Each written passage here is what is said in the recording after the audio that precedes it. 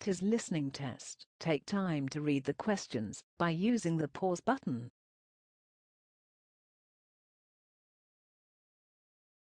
You'll hear 5 different people talking about hotels they have recently stayed in, with their children.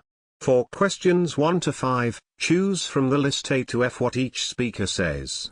Use the letters only once. There is one extra which you do not need to use. Speaker 1.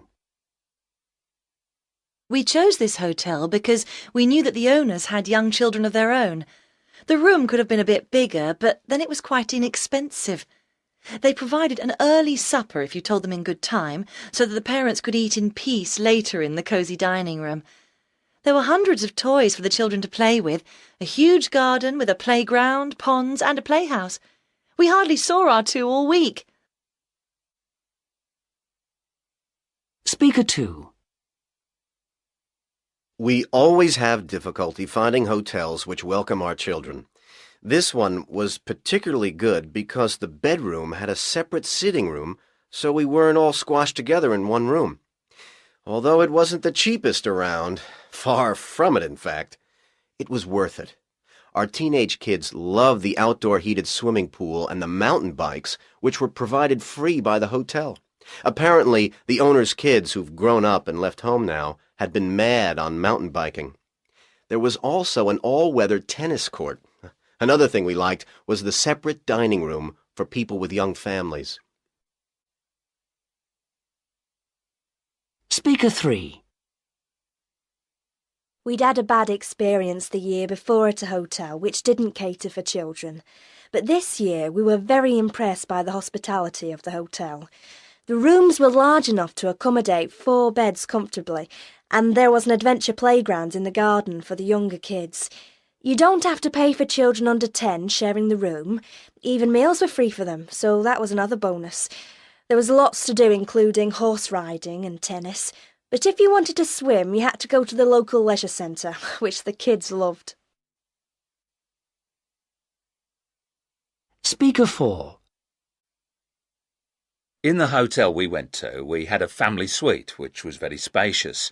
There was an outdoor heated pool and large grounds, so the kids spent most of the time in the pool. So long as your children like swimming, you're all right, because there wasn't much else for them to do. I did think that they could have put in a playground too. Young children under 10 aren't allowed in the dining room, but there was an early supper for them. This meant that we could have a quiet dinner for 2 when they were in bed. Speaker 5. What we liked about our hotel was its size. It was only a small hotel, and we were looked after like family. The room had loads of soft toys, wooden toys, and books which the children loved. The guest lounge and conservatory was a child-free zone after 7:30, which suited us fine, because there was a special children's supper at 6, which meant that they could go to bed early and get a good night's sleep. Older children aren't really catered for, and this hotel is probably better for those with younger kids.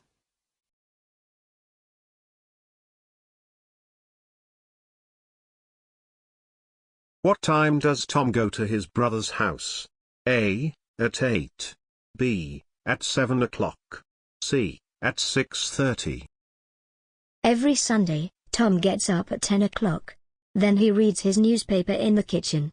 He has breakfast at 11:30 and then he telephones his mother in Scotland. In the afternoon, at 1, Tom plays tennis with his sister and after that, they eat dinner in a restaurant. At 6, Tom swims for 1 hour and then he goes by bike to his brother's house where they talk and listen to music. When Tom returns home, he watches television in the evening and drinks a glass of warm milk before he goes to bed at around 10:30. What is one of the advantages of staying in your country to learn English? A. The teachers aren't very good in Britain. B. You have to work too hard in Britain.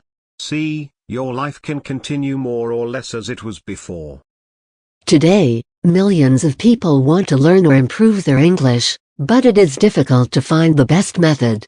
Is it better to study in Britain or America, or to study in your own country? The advantages of going to Britain seem obvious. Firstly, you will be able to listen to the language all the time you are in the country. You will be surrounded completely by the language wherever you go.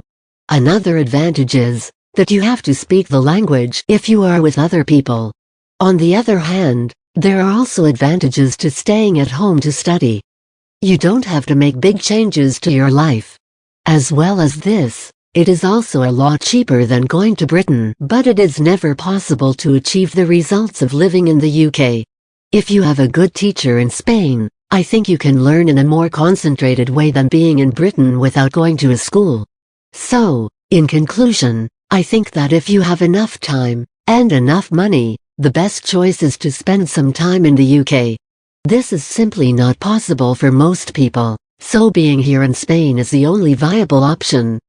The most important thing to do in this situation is to maximize your opportunities, to speak only English in class, and to try to use English whenever possible, outside the class. What program would a bookworm enjoy the most? A. The program at 7:30. B. The program at 8:30. C. The program at 9:30. And now a look at some of this evening's programmes on Radio Pearl. At 7:30 we have Art Review, a programme which has fast become a favourite among our listeners with its mix of in-depth reports on artistic events and revealing interviews with the artists who regularly come into the studio. Today we'll be going to London to the National Museum, which holds approximately 5 events a year, and this particular one is always popular because it features work by student artists. Then at 8, there's another in our series of classic plays, and tonight it's The Vanishing Lady, starring Margaret Loudon. Briefly, 2 young people become caught up in a thrilling adventure when they're walking through a carriage on a train and suddenly hear a noise that sounds to them like a gun being fired. Finally, for those of you who like sailing, Business Scenes at 9:30 p.m. brings you The Unsinkable Boat, and a chance to meet its maker, Canadian businessman Peter Field. You hear someone talking about women's football. What's she doing when she speaks? A. Encouraging young girls to support a team. B. Suggesting how to attract young girls to the sport. C. Asking young girls to take the sport seriously. I think we really have to encourage young girls to get involved in women's football, to show them it's a great sport, and there are opportunities to play on the world stage, things like the Women's World Cup, things like the Olympic Games. That's what inspires young kids to do things.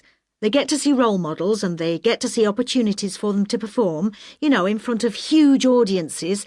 So I think if we want this sport to develop, this is the message we have to get across.